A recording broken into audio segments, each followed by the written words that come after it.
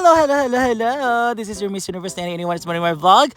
And welcome to this video. This video po ay bumili kami ni Bating ng talong and bihon dahil magluluto tayo ng ulam dito sa farm. So before anything else, meron palang bagong project dito si Brenda and yan po ang ating solar panel. Para po meron tayong bagong source or ibang source ng kuryente. So, yan po ang kanyang nabili at mahal pala yan guys. I think it's 160,000 and more. Kayo na bahala panoorin niyo na kay Brenda sa kanyang vlog kung magkano yon. And nilagyan ko na ng tubig ang ating karne because it's frozen and yan po ang ating isasahog sa ating talong. I'm so very excited kasi it's my favorite na yung talong at alam naman natin yan, pag talong ay itlog na pagsama, masarap talaga. Ako. And yan na ang before pala tayo magluluto ng ating mga main dish, ay magluluto muna tayo ng ulam dahil nagutom po kami. So it's a late dinner. It's a late lunch pala para sa amin. So simpleng lutuan lang, no? This is sardines lang na gisa. So yan ang ating bawang, ating ahos. Gisa lang yan and ihalo ng ating sardines na dalawa. It's color red kasi mahanghang. At ibrahan nyo lang ng any MSG guys and mekos-mekos ng lahat yan. And after a while, maluluto din yan. So madali na siya maluto kasi it's sardines. So yan, luto na siya guys. And i-transfer na natin dyan sa ating clean na Tupperware na small bowl. Ayan. And isa-serve natin yan mamaya kasi kakain muna ako dahil nagutom po ang inyong Miss Universe. Gino ko. Ay, saba. And kain muna tayo guys before tayo mag-slice at mag-prepare ng ating mga ingredients para sa ating lulutuin na talong.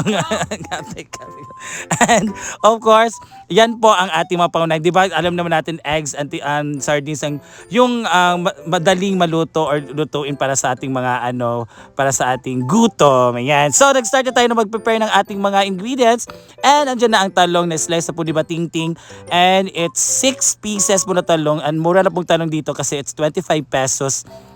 Hindi. It's 40 pesos yung kilo. So parang half lang yung 6 pieces. So mga nasa 20 pesos yung nabili namin. And nag-start ng umulan dito. Pabagyo na naman siya kasi meron ding LP pumasok sa par. And it's called Marcy. Bagyo na pala si Marcy. Nandito na. And na-slice ko na rin lahat ng ating mga anong tawag nito, nalimutan ko kasi ito tawag basta mga panakot, mga bumbay, mga ahos or bawang. And yung pansit bihon naman ay binabad ko sa tubig dahil para malambot na siya. At yung talong, tingnan nyo naman. And let's start cooking guys. And let's start painitin yung kawa or yung ating tawag nito, ang ating non-stick pan and meron tayong bawang, inunahan natin yung sibuyas followed by bawang, alam niyo naman no, sa paggisa ganyan talaga. And tinali ko rin yung yung ating bell peppers para din malambot siya at makain. Yan. So ang una nating lulutuin guys ay ang ating pansit bihon na may sardines. So dalawang sardines lang po yung tigamit para po mas malasang sardines ang ating pansit bihon. So ibekos-bekos lang yan guys. And yan, and after that lagyan natin ng water. So yung can po ginamit ko kasi para matilok para tilok sa Tagalog ko para matilok yung yung mga sauce na tira doon sa kaloob-looban ng ating can. So 4 po na can na water para po sa ating 4 din na piraso ng ating pansit bihon. Diba? And of course, bahala ko anong MSG ang gagamitin nyo basta we are comfortable using this MSG na brand. And meron din tayong pepper powder, yan, basta sibuyas, durog, basta mo. And inasinan ko na siya, tinipala natin asin para mas malasa na siya. I'm so excited. And imekos-mekos lang natin yan. And after natin pag mekos-mekos ay itakluban natin. So itakluban natin siya para walang mga insekto. So after a while guys, after 2 minutes kumukulo na siya. Kaya ihalo natin ang ating pansit bihon. Oh my God, ang sarap na tingnan. And halo-halo na siya. Itong mga pansit talaga, no? Itong mga noodles kapag lulutuin, except sa mga noodles yung nasa nasa pack. Parang itong mga pansit, bisaya, mga sutanghon, mga ganito. Masakit sa braso kasi more in halo talaga siya. More in mekos-mekos talaga siya. So, tinapahan ko na siya guys. Nilagyan ko na siya ng pepper powder. dinagdagan ko siya ng pepper powder dahil para mas maanghang siya. Kasi mas maanghang na kasi yung ating ginamit na sardines. So, di ba, after 2 minutes, ayan na, wala na yung sabaw natin dahil mag-i-evaporate yan or magsasahalo yan sa ating pancit bihon na noodles. I'm very excited. And bekos-bekos lang yan. Pack. Talagang, talagang kailangan natin ng more strength. And dito sa ating braso, dapat malaki yung braso natin pag nagbekos-bekos. Kasi kailangan talaga siya para mas, maging dry siya ba. Yan. So after a while, ay luto na ang ating pancit bihon. So hinuli ko nang nahalo ang ating laurel. Kasi yung laurel, nagbibigay aroma sa ating pancit bihon. So, luto natin pancit bihon. So, let's proceed to our second dish, which is our adobong talong. Kalimutan mo na ako. So, first ay ang ating kanin na isasahog. So, it's 1/4 kilos, guys. So, it's stacked na dyan. Hindi namin yan binili sa market. It's stacked na siya doon sa farm. So, pag ganyan na po ang kanyang tsura, pag brownish na po, ay pwede na pong ihalo ang ating aromatics. Aromatics para yung term, hindi para spices, it's aromatics. Basta sabi ng chef na panood ko ba sa isang vlog na pag sibuyas ito, mga aromatics, ganyan, mga sibuyas, mga bawang, aromatics, so ang term yan. So let's start. Yan, after na, una natin ang ating sibuyas, and after that will be our onions, ang ating garlic or ang ating bawang. So mekas-mekas lang yan, guys, para siyang gisa-gisa din siya kaya para mas maging brownish at mas lalabas po ang kanyang aroma or aromatics. Basta aroma matasabi. Oy, pak. Mekas-mekas lang yan. Ayan, pak. Walang mekas-mekas tayo. Dapat naka-smile ha. Kasi kapag naluluto tayo, sabi nga nila, pag the main ingredients of what you are cooking is the happiness on your heart.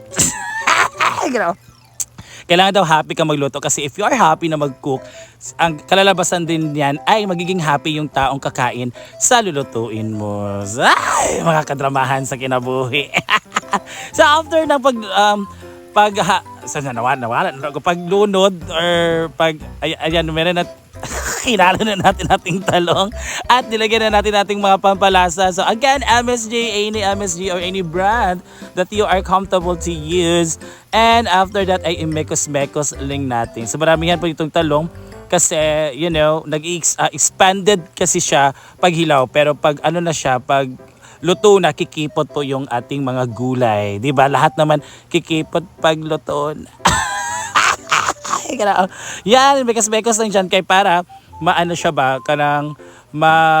mabasa lahat ng ating mga talong. So shout out pala sa nabilhan namin ito talong sa market si Tatay kasi nagdi-display siya and then she's very lonely. Sabi ko, Tay, meron ka bang kanang tawag nito, may kita ka na ba or may benta ka na ba? Siya sabi niya wala. So timing din na we are planning to cook for dinner. So binihan na namin sa tatay para din makabenta. So ayan na, nilagyan na natin ating pagdagdag panlasa ang ating pepper powder and ang ating oyster sauce. Again pag mag-adobo po tayo ng any kind of gulay, masarap talaga pag oyster sauce. Pag oyster sauce lang talaga yung nagluluto or timpla ng ating gulay, masarap. And toyo or toyo ng iyong mga kaibigan.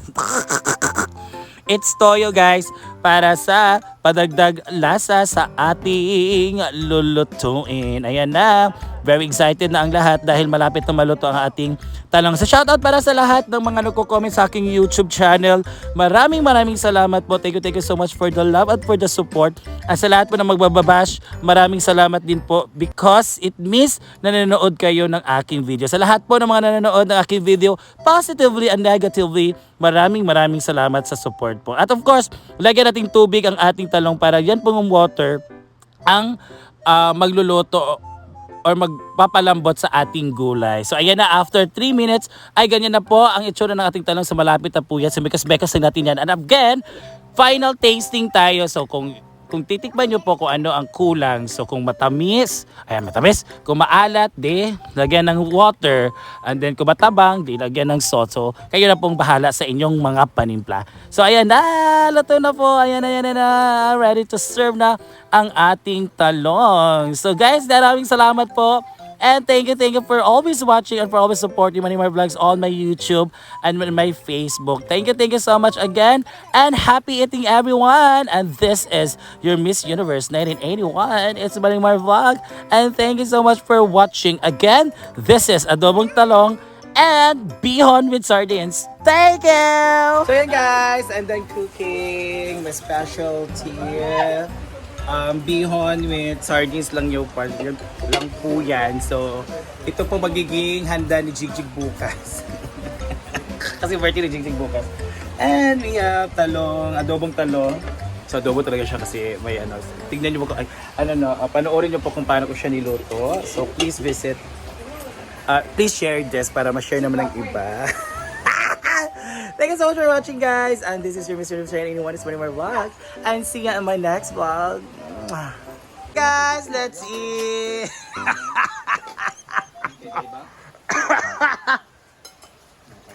Yeah. Dito si Gimo. Sige kay uli. Buyang kayo to. Dali na tayo. Nandito si Brenda. Let's eat.